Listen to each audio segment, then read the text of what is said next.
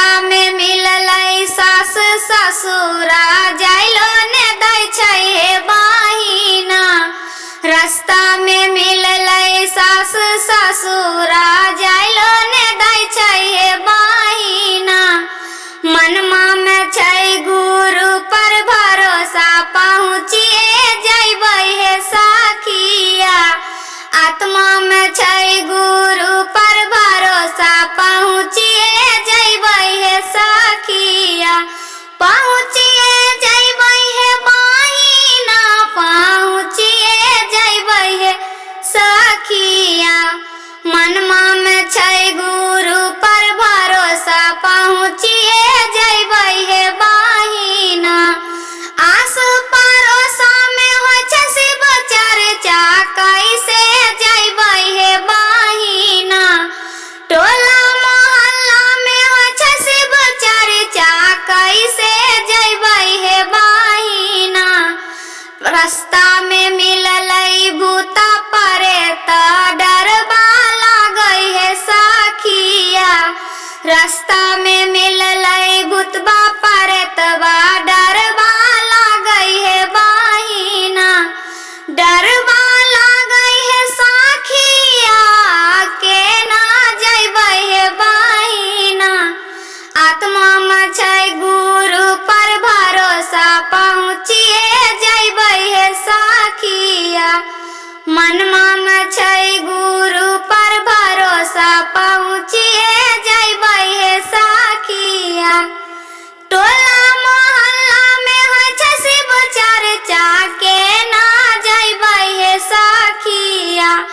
टोला मोहल्ला में होइ छै शिव चर्चा कैसे जैबै हे बहिना।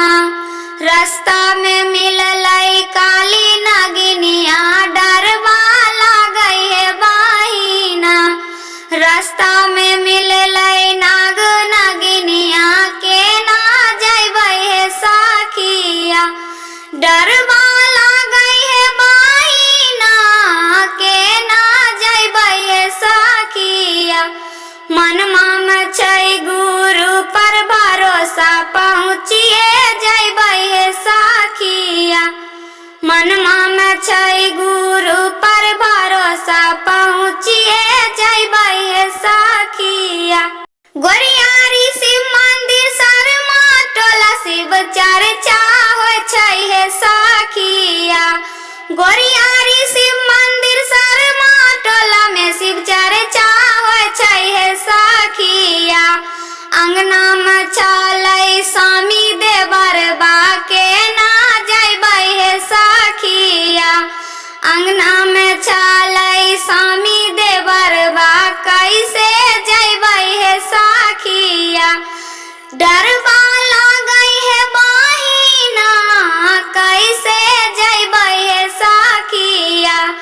हथवा में बंधबै गुरु के कंगनमा पहुँचिए जैबै हे सखिया। मनमा में छै गुरु पर भरोसा पहुँचिए जैबै हे सखिया। पहिला में दया दूसरा में चर्चा करिए लेबै हे बहिना। पहिला में दया दूसरा में चर्चा करिए लेबै हे सखिया। तीसरा में नाम नसीबा जप के प्रणाम